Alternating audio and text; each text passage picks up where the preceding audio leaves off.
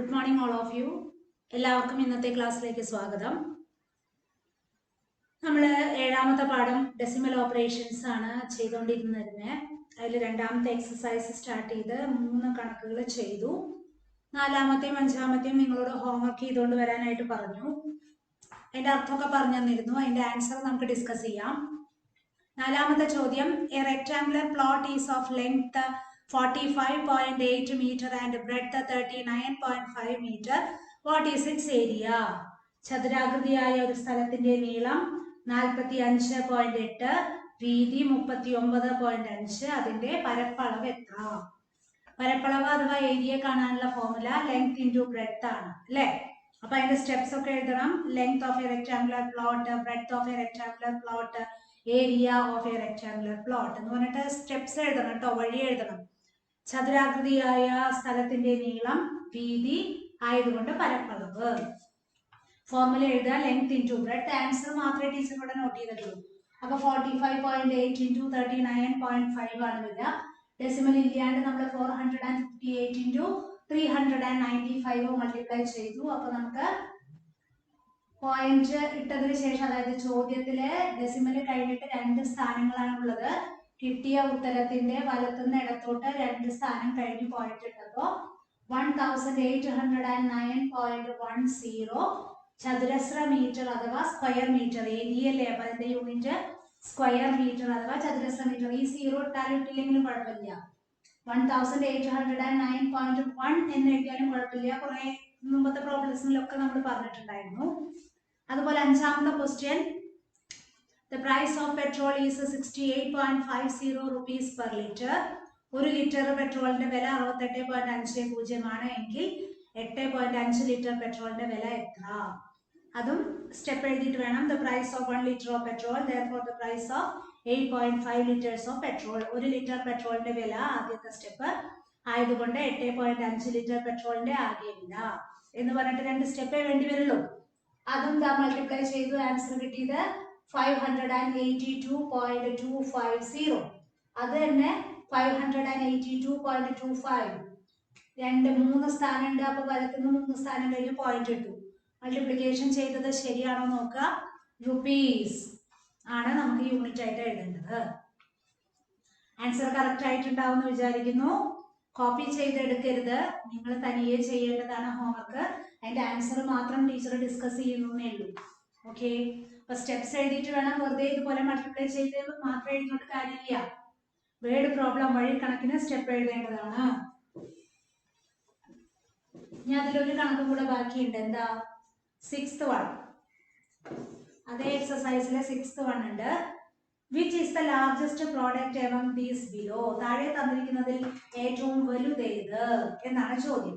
അതിലെ ക്വസ്റ്റ്യൻ എന്താണ്? 0.01 ഇൻറ്റു 0.001. 0 എഴുതിയിട്ടില്ല. അതെ, അപ്പൊ 1 കിട്ടും. ഞാൻ ഇതിനു മുമ്പ് പറഞ്ഞു തന്നിട്ടുണ്ടായിരുന്നു അല്ലെ? ഇവിടെ 2 സ്ഥാനം, ഇവിടെ 3 സ്ഥാനം, അപ്പൊ മൊത്തം 5 സ്ഥാനം ഉണ്ട്. 1 സ്ഥാനമേ ഉള്ളൂ. അപ്പൊ എക്സ്ട്രാ എത്ര സ്ഥാനം വേണം? 4 സ്ഥാനം എക്സ്ട്രാ ഉണ്ടാവണം. അപ്പൊ എത്ര വരും? 0.000401 എന്നാണ് വരിക. B question 0.101 into 0.01. ഇതില് മൾട്ടിപ്ലൈ ചെയ്യാനായിട്ട് 101 ഇൻറ്റു 1 എന്നല്ലേ ബാക്കിയുള്ളൂ. അപ്പൊ എത്രയാണ്? 101 ഇൻറ്റു 1 101 തന്നെയാണ് വരിക അല്ലേ? പിന്നെ ഡെസിമൽ എത്ര ഉണ്ട്? ഇവിടെ 3 സ്ഥാനം ഉണ്ട്, ഇവിടെ 2 സ്ഥാനം ഉണ്ട്. അപ്പൊ മൊത്തം 5 സ്ഥാനമാണ് വേണ്ടത് എന്റെ ഉത്തരത്തില്. പക്ഷെ 3 സ്ഥാനമേ ഉള്ളൂ. അപ്പൊ എത്ര 0 കൂടി ഇടണം? 2 0 കൂടിയും ഇട്ടിട്ടാണ് നമ്മൾ ആൻസർ എഴുതുന്നത്. C 0.101 into 0.001. ഇതിലും 101 ഇൻറ്റു 1 എന്നുള്ളതല്ലേ ചെയ്യാനുള്ളൂ. അപ്പൊ ആൻസർ 101 തന്നെയാണ്, 101 തന്നെയാണ് വരിക. ഇവിടെ 3 സ്ഥാനം ആദ്യത്തേലുണ്ട്, ഇവിടെയും 3 സ്ഥാനം ഉണ്ട്. അപ്പൊ മൊത്തം 6 സ്ഥാനമാണ് ഇടേണ്ടത്. ഇവിടെ 3 സ്ഥാനം ഉണ്ട്, 3 0യും കൂടി ഇട്ട് നമ്മൾ ആൻസർ ഇടണം. അപ്പൊ മൊത്തം 6 സ്ഥാനം വരണം എന്റെ ഉത്തരത്തില്. കയ്യിൽ 3 സ്ഥാനം ഉള്ളൂ എങ്കിൽ എത്ര സീറോസ് ഇടണം എന്നുള്ളത് നമുക്ക് ബോധ്യം ഉണ്ടാവണം കേട്ടോ. അടുത്തതോ 0.10 ഇൻറ്റു 0.001, അതായത് 10 ഇൻറ്റു 1 എന്നുള്ളതല്ലേ ചെയ്യാനുള്ളൂ, 10. ഇനി എത്ര സ്ഥാനം ഇടണം? ഇവിടെ 2 സ്ഥാനമുണ്ട്, ഇവിടെ 3 സ്ഥാനമുണ്ട് ഡെസിമൽ കഴിഞ്ഞിട്ട്. അപ്പൊ മൊത്തം 3 + 2 5 സ്ഥാനം വേണം. കയ്യിൽ എത്ര ഉള്ളൂ? 2 സ്ഥാനമേ ഉള്ളൂ. അപ്പൊ 3 പൂജ്യം ഉണ്ട് എക്സ്ട്രാ. എത്ര വരും? 0. ഇതിനെ തന്നെ എങ്ങനെ എഴുതാം? 0.0001 എന്ന് എഴുതിയാലും കുഴപ്പമില്ല. കാരണം ഈ പൂജ്യം എഴുതിയാലും എഴുതിയില്ലെങ്കിലും അതിന് വരില്ല. എന്നിട്ട് ചോദിച്ചിരിക്കുന്നത് ഏതാണ്? ഈ തന്നിരിക്കുന്ന 4 എണ്ണത്തിൽ വലിയ സംഖ്യ ഏത്, ബിഗ്ഗസ്റ്റ് വൺ ഏത് എങ്കിൽ അത് ടിക്ക് ചെയ്താൽ മതി. അപ്പൊ നമ്മൾ ഡെസിമൽ കമ്പയർ ചെയ്യാനായിട്ട് പഠിച്ചിട്ടുണ്ട്. ഓരോ സ്ഥാനവിലയ്ക്ക് അനുസരിച്ചിട്ട് നമ്മൾ നോക്കുക ചെയ്യാം. അപ്പൊ ആദ്യത്തെ എല്ലാം 0 ആണ്. പിന്നത്തെ ഡിജിറ്റ് ഇതേ എല്ലാം ആദ്യത്തെ ഡെസിമൽ കഴിഞ്ഞിട്ടുള്ള ആദ്യത്തെ ഡിജിറ്റ് എല്ലാം 0 തന്നെയാണ്. രണ്ടാമത്തെ ഡിജിറ്റും ഇവിടെ എല്ലാത്തിനും 0 ആണ്. മൂന്നാമത്തെ ഡിജിറ്റ് ഇവിടെ 1 ഉണ്ട്. ഇവിടെ മൂന്നാമത്തെ ഡിജിറ്റ് 0 ഇവിടെ. അപ്പൊ 1 അല്ലേ, ഇതല്ലേ വലുത്. ആ വലുത് ഏത് എങ്കിൽ അത് ടിക്ക് ചെയ്യാനാ പറയുന്നത്. അപ്പൊ ഓരോ സ്ഥാനവിലെ നമ്മൾ കമ്പയർ ചെയ്തിട്ട് അതിലേതാണ് വലുത് എങ്കിൽ അത് ചെയ്യാണ് വേണ്ടത് കേട്ടോ. അപ്പൊ ഡെസിമൽ കഴിഞ്ഞിട്ട്, ഡെസിമലിന് മുമ്പ് ഒരു സംഖ്യ ഇല്ല, അതുകൊണ്ട് പിന്നെ അത് കമ്പയർ ചെയ്യണ്ട. ഡെസിമലിന് ശേഷം ഓരോ ഡിജിറ്റുകളും 10th place, hundreds, 1/100 place, 1/1000 place ഒക്കെ ഓരോ ഡിജിറ്റും കമ്പയർ ചെയ്ത് അതിലേതാണോ വലുത് വരുന്നത് അത് ടിക്ക് ചെയ്യാണ് വേണ്ടത്. ഓക്കെ, അത് കഴിഞ്ഞിട്ടുണ്ടാവും എന്ന് വിചാരിക്കുന്നു. അടുത്തത് സൈഡ് ആക്ടിവിറ്റി ഉണ്ട്. ഈ സൈഡ് ആക്ടിവിറ്റി ഇല്ലേ, അതും കൂടെ ചെയ്തിട്ട് നമുക്ക് അടുത്തേക്ക് പോവാം. സൈഡ് ആക്ടിവിറ്റി, സൈഡ് അത് നോക്കൂ. കാൽക്കുലേറ്റ് ദീസ് പ്രോഡക്ട്സ് എന്ന് പറഞ്ഞിട്ട് അതിൽ കാണാനുണ്ടോ കുറച്ച് സംഖ്യകൾ. അതായത് ഡെസിമൽ നമ്പേഴ്സിനെ 10, 100, 1000 അങ്ങനെയുള്ള സംഖ്യകൾ കൊണ്ട് മൾട്ടിപ്ലൈ ചെയ്യുമ്പോൾ എങ്ങനെയാണ് ഈസി ആയിട്ട്, മൾട്ടിപ്ലൈ ചെയ്യാതെ തന്നെ ഈസി ആയിട്ട് എങ്ങനെയാണ് ചെയ്യാൻ പറ്റണേ എന്നുള്ളതാണ് പറയുന്നത്. ഇത് ബോർഡ് മാറ്റോട്ടെ, കഴിഞ്ഞല്ലോ.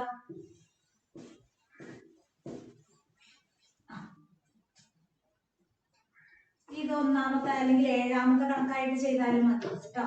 Side activity calculate these products എന്ന് പറഞ്ഞിട്ട് കാണാണ്ടോ, ഗുണനഫലങ്ങൾ കണക്കാക്കുക എന്നുള്ളൊരു ചോദ്യം എഴുതിയിട്ട് ആദ്യത്തെ ക്വസ്റ്റ്യൻ എന്താണ്? എ ക്വസ്റ്റ്യൻ 3.25 ഇൻറ്റു 10 എന്നാണ് ചോദ്യം. മൾട്ടിപ്ലൈ ചെയ്യാതെ തന്നെ നമുക്ക് ഈസി ആയിട്ട് ആൻസർ കണ്ടെത്താനായിട്ട് സാധിക്കും.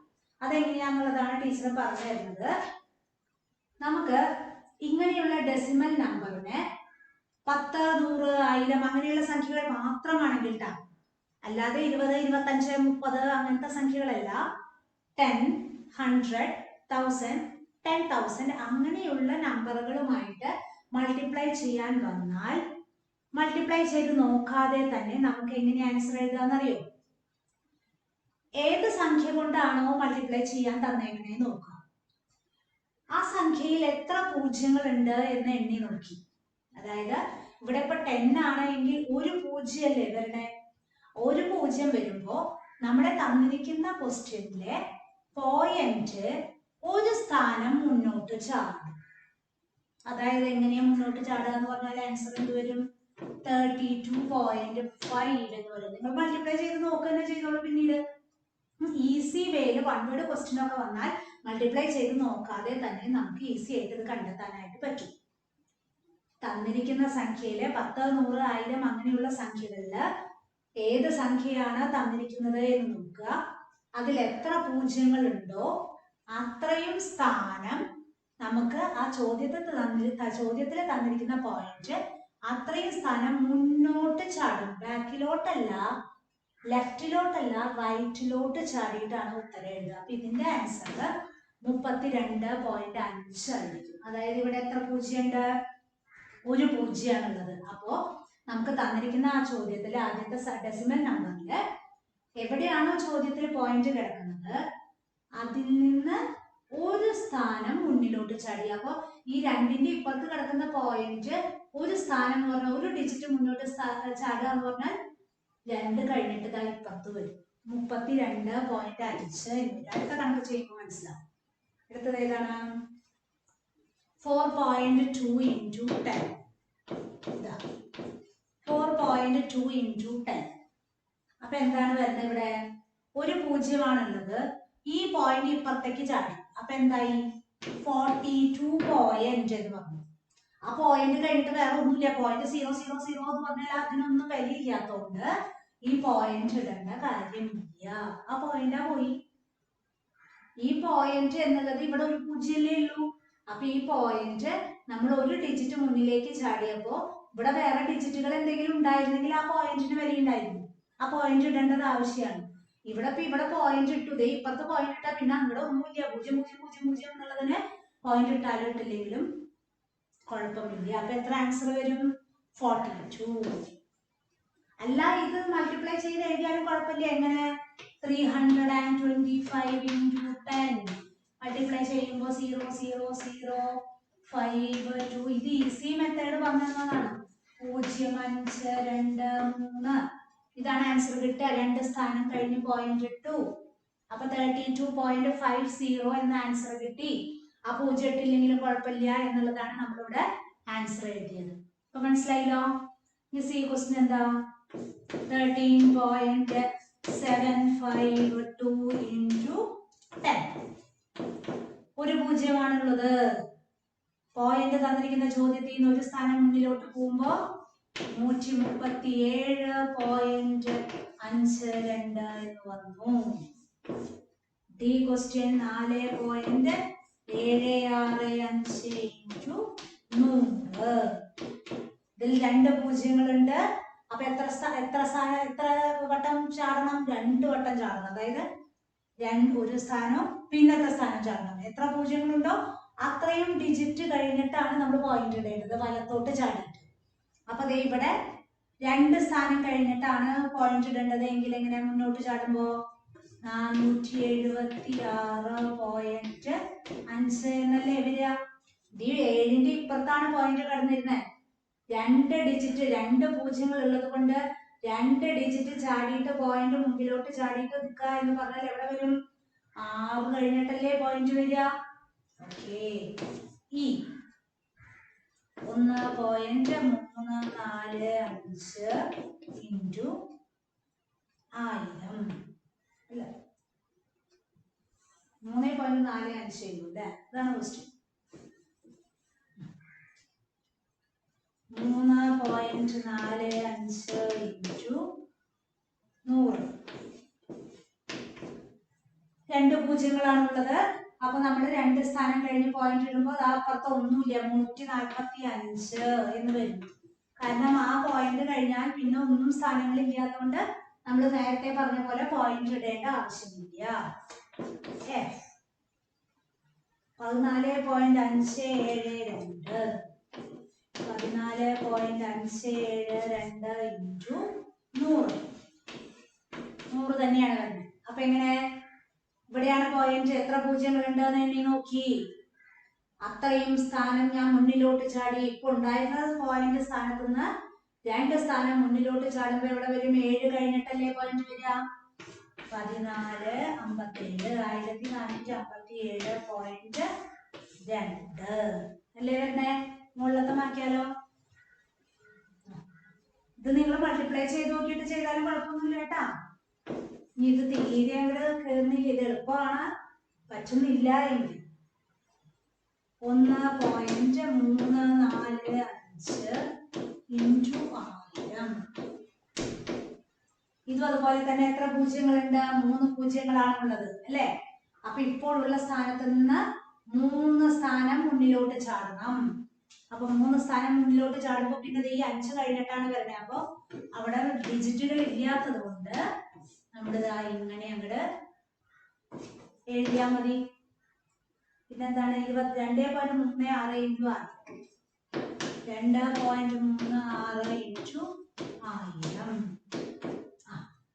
ഇവിടെ നോക്കുവോ, 3 പൂജ്യങ്ങളുണ്ട്. അപ്പൊ 3 സ്ഥാനം മുന്നിലോട്ട് ചാടണം. പക്ഷെ എന്റെ കയ്യിൽ 2 സ്ഥാനമേ ഉള്ളൂ. അപ്പൊ സ്ഥാനം നമുക്ക് കുറവുണ്ടെങ്കിൽ നമ്മൾ എന്താ ചെയ്യാ? ഒരു പൂജ്യമല്ലേ ചെയ്യാ. അപ്പൊ എങ്ങനെ വരും? 2, 3, 6, 0. പോയിന്റ് കഴിഞ്ഞിട്ട് പിന്നെ പൂജ്യങ്ങൾ തന്നെയാണ് വരുന്നത്. അപ്പൊ അതിന്റെ ആവശ്യമില്ല. അപ്പൊ ഈ പോയിന്റ് ഇടാതെ ചെയ്യാം. അല്ല എങ്കിൽ ഇത് മൾട്ടിപ്ലൈ ചെയ്ത് നോക്കാം. 1000 ഇൻറ്റു എത്ര 236 നമ്മൾ മൾട്ടിപ്ലൈ ചെയ്ത് നോക്കി.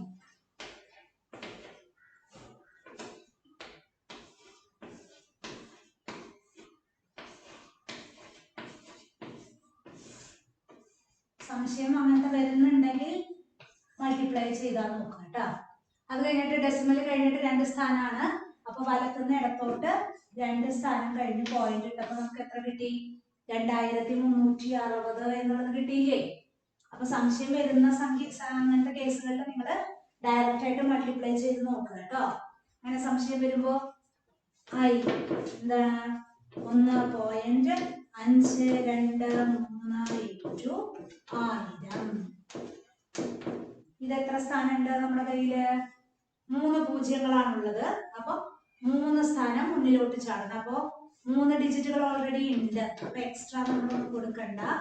പോയിന്റ് കഴിഞ്ഞിട്ട് സ്ഥാനങ്ങളൊന്നും ഇല്ലാത്തോണ്ട് പിന്നെ പോയിന്റ് ഇടേണ്ട ആവശ്യകതയില്ല. മനസ്സിലാവുണ്ടല്ലോ? നന്നായിട്ട് ശ്രദ്ധിക്കുക. റിപ്പീറ്റ് ചെയ്ത് ക്ലാസ് കാണാം. ഒരു വട്ടം കാണുമ്പോൾ പെട്ടെന്ന് മനസ്സിലാവും എന്നില്ല. റിപ്പീറ്റ് ചെയ്ത് ക്ലാസ് കണ്ടാലേ മനസ്സിലാവുള്ളൂ കേട്ടോ. ഓക്കെ, നമുക്ക് അടുത്ത പേജ് എടുക്കാം. വീതം വയ്ക്കാം. മലയാളം മീഡിയക്കാരെ ഹെഡിങ് എഴുതുക, വീതം വയ്ക്കാം. ഇംഗ്ലീഷ് മീഡിയംകാര് ലെറ്റ്സ് ഡിവൈഡ്. ഡിവിഷൻ ആണ് ഇനി പഠിക്കാൻ പോകുന്നത്. മൾട്ടിപ്ലിക്കേഷൻ നമ്മൾ പഠിച്ചു കഴിഞ്ഞു. ഇത് എഴുതി കഴിഞ്ഞല്ലോ മാച്ചോട്ടെ. മൾട്ടിപ്ലിക്കേഷൻ കഴിഞ്ഞു. ഇനി ഡിവിഷൻ ആണ് നമ്മൾ പഠിക്കാനായിട്ട് പോകുന്നത്. Division of fractions. Let's divide എന്ന ഹെഡിങ് എഴുതുക. ടെക്സ്റ്റിലുള്ള അതേപോലെ തന്നെ മലയാളം മീഡിയംകാര് വീതം വെക്കാം എന്നുള്ളത് ഡിവൈഡ് ചെയ്യുക, അല്ല ഹെഡിങ് എഴുതാം. എന്നിട്ട് ചെറുതായിട്ടൊരു നമ്മൾ എക്സസൈസ് അല്ല, ഞാൻ പറഞ്ഞു തരാൻ വേണ്ടിയിട്ടാണ് എങ്ങനെയാണ് ഡിവൈഡ് ചെയ്യുക എന്നുള്ളത് പറയാൻ വേണ്ടിയിട്ടാണ്. 24.8 divides 4 ആണ് നമുക്ക് ചെയ്യേണ്ടത് എന്ന് വയ്ക്കും. വേർഡ് പ്രോബ്ലം ആയിട്ടാണ് നിങ്ങൾക്ക് ക്വസ്റ്റ്യൻ വരിക. ഇതുപോലത്തെ ചെറുതിൽ നിന്ന് നമുക്ക് തുടങ്ങാം. എങ്ങനെയാണ് ഫ്രാക്ഷനെ ഒരു നാച്ചുറൽ നമ്പറോട്ട് ഡിവൈഡ് ചെയ്യുന്നത്? ഫ്രാക്ഷനെ അല്ല, ഡെസിമലിനെ എങ്ങനെയാണ് നാച്ചുറൽ നമ്പറോട്ട് ഡിവൈഡ് ചെയ്യുന്നത്? അപ്പൊ നമ്മൾ സാധാരണ ഡിവൈഡ് ചെയ്യുന്ന പോലെ തന്നെയാണ്. 24.8 എന്നുള്ളത് എങ്ങനെ എഴുതി? 4 പുറത്തു എഴുതി. സാധാരണ ഡിവിഷൻ ചെയ്യുന്നത് പോലെ തന്നെ പോയിന്റ് വരുന്നതുകൊണ്ട് പ്രത്യേകിച്ച് വ്യത്യാസമൊന്നുമില്ല. ആ പോയിന്റ് ഏത് സ്ഥാനത്താണോ അതേ സ്ഥാനം തന്നെ നമ്മൾ കോഷ്യന്റിൽ അഥവാ ഹരണഫലത്തില് പോയിന്റ് ഇടണം എന്നേ ഉള്ളൂ. അപ്പൊ ആദ്യം തന്നെ നമ്മൾ എങ്ങനെയാ 24നെ 4 കൊണ്ട് ഡിവൈഡ് ചെയ്യണം. അതായത് പോയിന്റിന്റെ ഇപ്പുറത്തുള്ള സംഖ്യയാണ് ആദ്യം ഡിവൈഡ് ചെയ്യേണ്ടത്. 24നെ 4 കൊണ്ട് എത്ര പ്രാവശ്യം ഡിവൈഡ് ചെയ്യാ? 6 4s are 24. സബ്ട്രാക്ട് ചെയ്തു, 0 കിട്ടി. ഇനി അടുത്തത് പിന്നത്തെ സംഖ്യ ഇറക്കിയിടാണ് വേണ്ട. അതിന് നമുക്കിവിടെ ഒരു പോയിന്റ് ഉണ്ട്. ആ പോയിന്റ് ഇങ്ങോട്ട് ഇറക്കിയിടണതിന് പകരം ഏത് സ്ഥാനത്താണോ പോയിന്റ് ഉള്ളത് ആ സ്ഥാനത്ത് നമ്മൾ പോയിന്റ് ഇട്ടു കോഷ്യന്റില്. അതിട്ടതിന് ശേഷമേ പിന്നെ പോയിന്റ് കഴിഞ്ഞിട്ടുള്ള സംഖ്യ ഇറക്കിയിടാൻ പാടുള്ളൂ. അതായത് ആദ്യം 24നെ 4 കൊണ്ട് ഹരിക്കുക, ഡിവൈഡ് ചെയ്യുക. അപ്പൊ 6 4 24, 6 4s are 24. നമ്മൾ മൾട്ടിപ്ലൈ ചെയ്ത് എഴുതി, സബ്ട്രാക്ട് ചെയ്തു, 0 കിട്ടി. ഇനി ശരിക്കും 8ആണ് ഇറക്കിയിടേണ്ടത്. പക്ഷെ 8 ഇറക്കിയിടുന്നതിന് മുമ്പ് ഒരു പോയിന്റ് എന്ന് പറഞ്ഞൊരു തടസ്സമുണ്ട്. അപ്പൊ ആ പോയിന്റ് നമ്മൾ എന്ത് ചെയ്യണം? അതേപോലെ തന്നെ നമ്മൾ എന്ത് ചെയ്തു? കോഷ്യൻ സൈഡിൽ പോയിന്റ് ഇട്ടതിന് ശേഷം 8 ഇറക്കിയിട്ടു.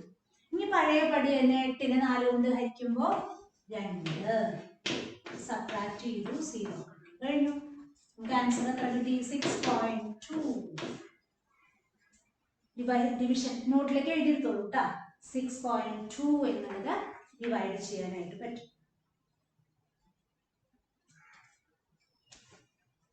ഇനി ബി ക്വസ്റ്റ്യൻ ഒന്ന് നോക്കാം നമുക്ക്. 13.2 divides 3. 13.2 divides 3. എങ്ങനെ? സാധാരണ പോലെ തന്നെ ഡിവൈഡ് ചെയ്യാൻ നമ്മൾ എഴുതി. ഇത് വാക്യംകുളത്തിലല്ല, ശരിക്കുള്ള ഭാഗത്ത് തന്നെ എഴുതുക കേട്ടോ. വേർഡ് പ്രോബ്ലം ആണെങ്കിൽ മാത്രമേ നമ്മളുടെ ഇങ്ങനത്തെ കാൽക്കുലേഷൻസ് ഒക്കെ വാക്യംകുളത്തിലേക്ക് കൊണ്ടുപോകാൻ പാടുള്ളൂ. നമ്മൾ മൾട്ടിപ്ലൈ ചെയ്തു, 13ൽ 3 പോവില്ല. അപ്പോ പോവാത്തത് കൊണ്ട് തൊട്ട് താഴെയുള്ള നമ്പർ 4 3s are 12. ശരിക്കുള്ള ഡിവിഷൻ അറിയണം കേട്ടോ. സബ്ട്രാക്ട് ചെയ്തു, 1 കിട്ടി അല്ലേ? അത് കഴിഞ്ഞിട്ട് പിന്നത്തെ സംഖ്യ ഇറക്കിയിടുകയാണ് പതിവ്. പക്ഷെ പിന്നത്തെ സംഖ്യക്ക് മുമ്പ് ദേ പറഞ്ഞ പോലെ ഒരു തടസ്സമുണ്ട്, പോയിന്റ്. ആ പോയിന്റ് അതേപോലെ ഞാൻ കോഷ്യന്റ് സൈഡിൽ, അല്ലാണ്ട് ഇങ്ങനെ ഇറക്കിയിടില്ല, കോഷ്യൻ സൈഡിൽ ആ പോയിന്റ് ഇട്ടിട്ട് അതിനുശേഷം നമ്മൾ അപ്പൊ ഇവിടെ പോയിന്റ് ഇടേണ്ട കാര്യമില്ല, കാരണം പോയിന്റ് ഓൾറെഡി നമ്മൾ മുകളിലേക്ക് കയറ്റിയിട്ടുണ്ട്. എന്നിട്ട് ദേ 2 ഇറക്കിയിട്ടു 12. ഇനി 12ൽ 3 എത്ര പ്രാവശ്യം പോവാ? 4 3s are 12, സബ്ട്രാക്ട് ചെയ്തു 0. ഇനി നമ്മുടെ ആൻസർ ശരിയാണോ എന്നുള്ളത് എങ്ങനെയാ നോക്കുക? സാധാരണ ഡിവിഷനില് നമുക്ക് കിട്ടിയ കോഷ്യന്റും ഇതും കൂടെ മൾട്ടിപ്ലൈ ചെയ്യാം, അല്ലേ? 6.2 into 4 മൾട്ടിപ്ലൈ ചെയ്താൽ ആദ്യത്തെ സംഖ്യ കിട്ടുന്നു, അല്ലെങ്കിൽ ഈ കൂടിന്റെ ഉള്ളിലത്തെ സംഖ്യ കിട്ടുന്നു എന്നുണ്ടെങ്കിൽ നമ്മുടെ ഉത്തരം ശരിയാണ്. ഇത് രണ്ടും കൂടി മൾട്ടിപ്ലൈ ചെയ്തിട്ട് നമുക്ക് 13.2 കിട്ടുന്നുണ്ടെങ്കിൽ നമ്മുടെ ഉത്തരം ശരിയാണ്. അല്ലെങ്കിൽ എന്തോ ചെയ്തതിൽ മിസ്റ്റേക്ക് സംഭവിച്ചിട്ടുണ്ട്.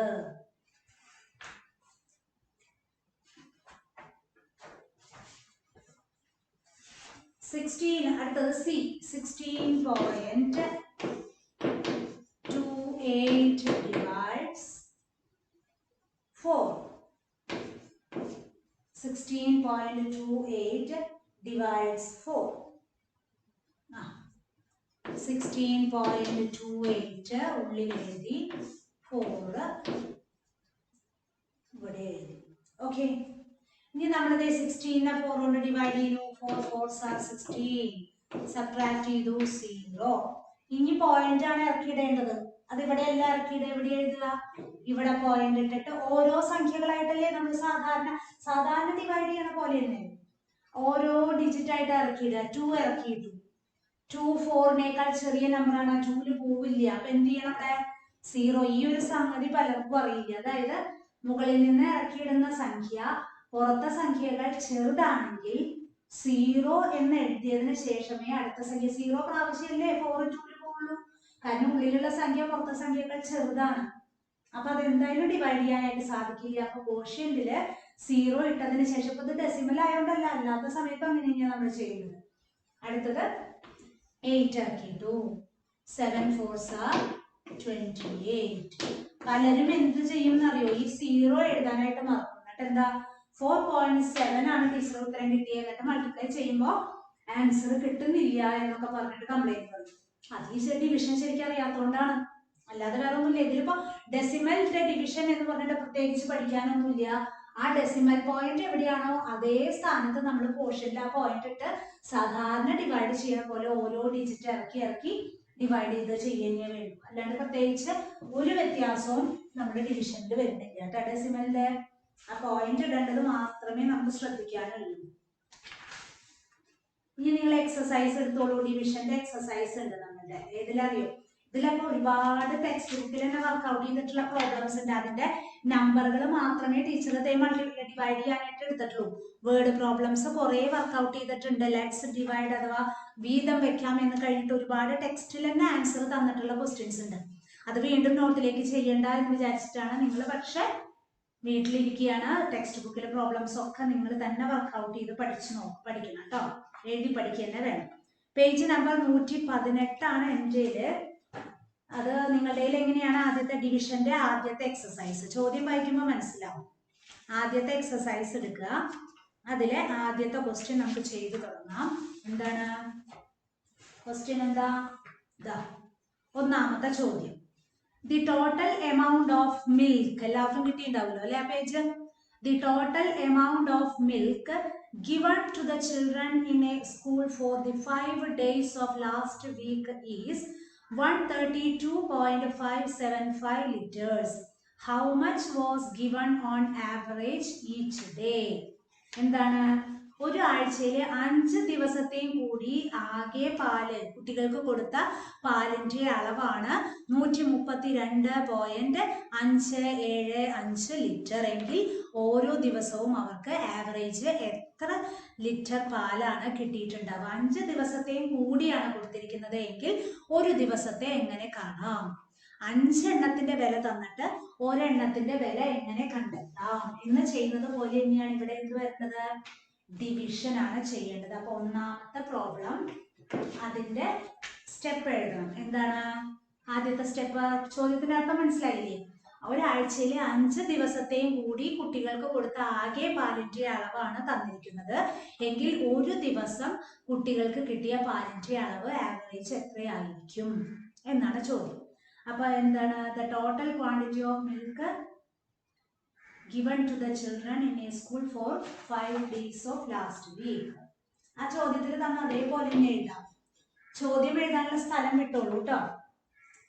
The total quantity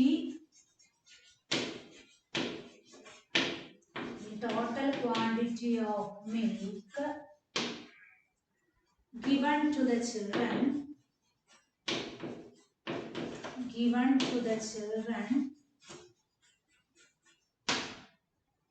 in 5 days is equal to 132.575 liter. എന്താണ് മലയാളം മീഡിയംകാരെ എഴുതുക?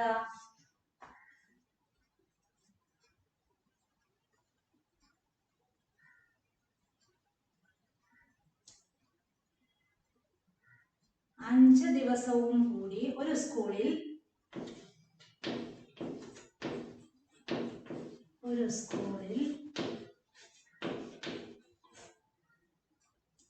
5 ദിവസവും കൊടുത്ത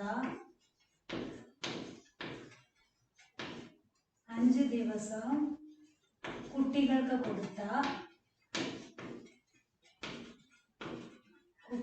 കൊടുത്ത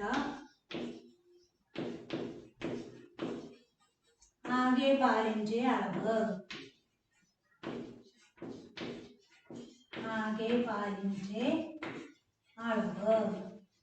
അതാണ് 132.575 തന്നിട്ടുള്ളത്. ആയതുകൊണ്ട്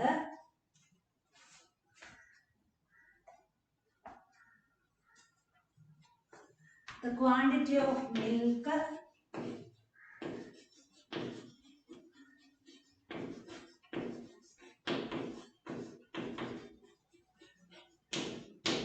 given to each day, the quantity of milk given on each day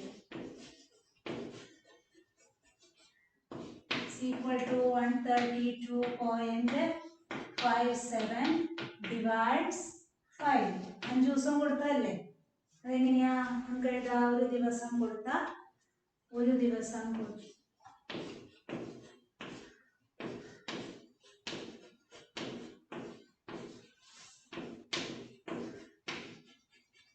ശരാശരി പാലിന്റെ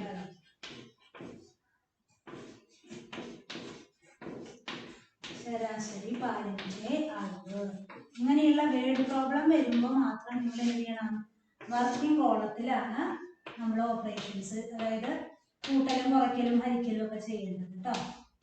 5 കൊണ്ടല്ലേ ഡിവൈഡ് ചെയ്യേണ്ടത്? നമുക്ക് ചെയ്യാം. നോക്കൂ, 2 5s are 10, സബ്ട്രാക്ട് ചെയ്തു 3 കിട്ടി, ഈ 2 ഇറക്കിയിട്ടു അല്ലേ, 32. 6 5s are 30, സബ്ട്രാക്ട് ചെയ്തു 2 കിട്ടി. ഇനി അടുത്തത് പോയിന്റ് ആണ് വരുന്നത്. ആ പോയിന്റ് എന്ത് ചെയ്യണം? മുകളിൽ ഇട്ടതിന് ശേഷം, അത് പലരും മറക്കും, അതുകൊണ്ടാണ് ഞാൻ റിപ്പീറ്റ് ചെയ്ത് പറയുന്നത്. പോയിന്റ് ആണ് ഇങ്ങനത്തെ വരുന്നത്. ആ പോയിന്റിന് ശേഷം 5 കിടക്കണുള്ളൂ.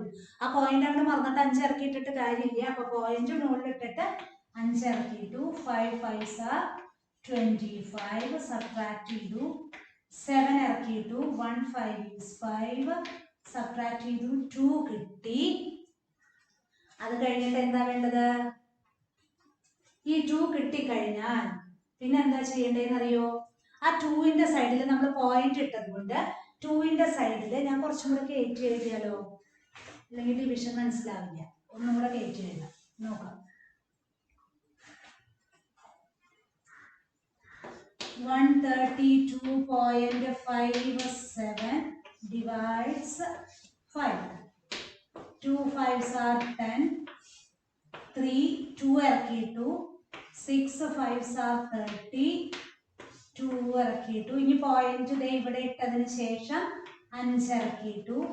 5 5s are 25, സബ്ട്രാക്ട് ചെയ്തു 7. 1 5 is 5, സബ്ട്രാക്ട് ചെയ്തു 2. അപ്പൊ ഇങ്ങനത്തെ ഡിവിഷൻ, അതായത് ഡെസിമലിന്റെ ഡിവിഷൻ വരുമ്പോ റിമൈൻഡർ വരാൻ പാടില്ല, വരില്ല. അത് വരാതിരിക്കാൻ എന്താ സൂത്രം എന്നറിയോ? നിങ്ങളൊക്കെ കഴിഞ്ഞ ക്ലാസ്സുകളിൽ, ചെറിയ ക്ലാസ്സുകളിലൊക്കെ പോയിന്റ് ഇട്ടിട്ടുള്ള ഡിവിഷനൊക്കെ പഠിച്ചിട്ടുണ്ടാവും. കോഷ്യനിൽ പോയിന്റ് വരുന്ന സംഖ്യകൾ. അപ്പൊ എന്ത് ചെയ്യണം? നമ്മളിവിടെ റൈറ്റ് സൈഡിൽ ഒരു 0 വെറുതെ ഇടുക. ശരിക്കും സാധാരണ നമ്മൾ ഡിവൈഡ് ചെയ്യുമ്പോൾ ഇവിടെ ഒരു 0 ഇട്ടാൽ ഉടനടി കോഷ്യൻ സൈഡിൽ ഒരു പോയിന്റ് ഇടണം എന്നാ പറയാം. ഇവിടെ ഓൾറെഡി ഒരു ഡെസിമൽ പോയിന്റ് ഉള്ളത് കൊണ്ട് നമുക്ക് വീണ്ടും ഒരു നമ്പറിൽ തന്നെ 2ഉം 3ഉം ഡെസിമൽ വരില്ല. അപ്പൊ വീണ്ടും പോയിന്റ് ഇടണ്ട, റൈറ്റ് സൈഡിൽ ഒരു 0 അങ്ങ് ഇടുക. എന്തിനു വേണ്ടി? റിമൈൻഡർ വരാണ്ടിരിക്കാൻ കേട്ടോ. എന്നിട്ട് സാധാരണ പോലെ ഡിവൈഡ് ചെയ്യുമ്പോൾ 4 5s are 20, സബ്ട്രാക്ട് ചെയ്തു 0. അതായത് റിമൈൻഡർ 0 വരാൻ വേണ്ടിയിട്ടാണ് നമ്മൾ ഈ ചെയ്യുന്നത്. അപ്പൊ നമുക്ക് ആൻസർ കിട്ടുന്നത് എന്താണ് വരിക?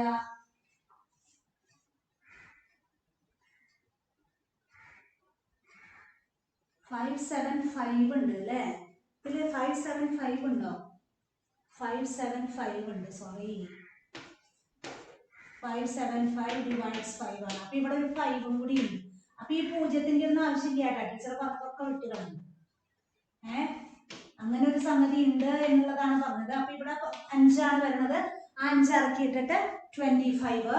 അപ്പൊ നമുക്ക് ആൻസർ കിട്ടുന്നത് എത്രയാണ് വരിക?